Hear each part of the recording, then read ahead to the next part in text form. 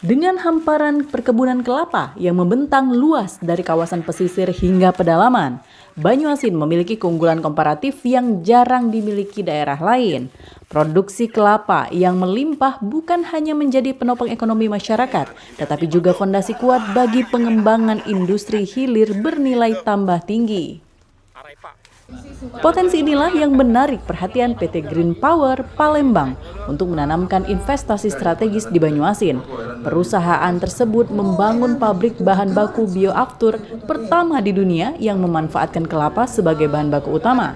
Langkah ini menjadikan Provinsi Sumatera Selatan sebagai pelopor inovasi bahan bakar pesawat ramah lingkungan berbasis komoditas lokal. Groundbreaking pabrik bioaftur oleh Gubernur Sumatera Selatan yang terletak di Banyuasin menandai pergeseran besar dari pola ekonomi berbasis komoditas mentah menuju industrialisasi berteknologi tinggi. Kelapa yang sebelumnya hanya dipasarkan sebagai bahan pangan dan industri tradisional, kini diolah menjadi crude coconut oil untuk mendukung pengembangan bahan bakar alternatif sektor penerbangan global. Investasi untuk pembangunan pabrik, PT Green Power Palembang menginvestasikan dana sebanyak 310 miliar rupiah.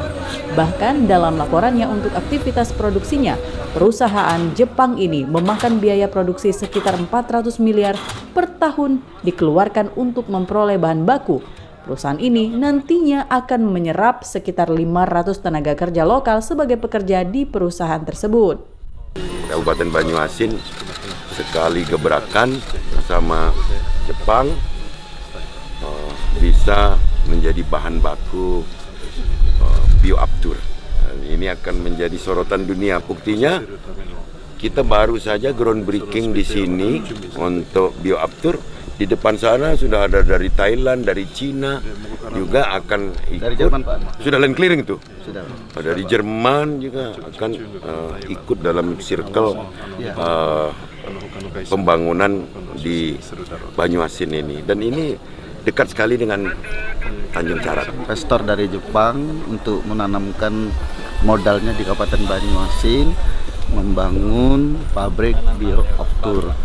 Ini adalah energi terbarukan yang pertama, energi terbarukan yang pertama di dunia. Keberadaan industri energi terbarukan ini juga diharapkan mampu meningkatkan daya saing Kabupaten Banyuasin sebagai kawasan industri energi di Sumatera Selatan seiring dilakukannya percepatan pembangunan pelabuhan Samudra Tanjung Carat di Tanjung Api-Api.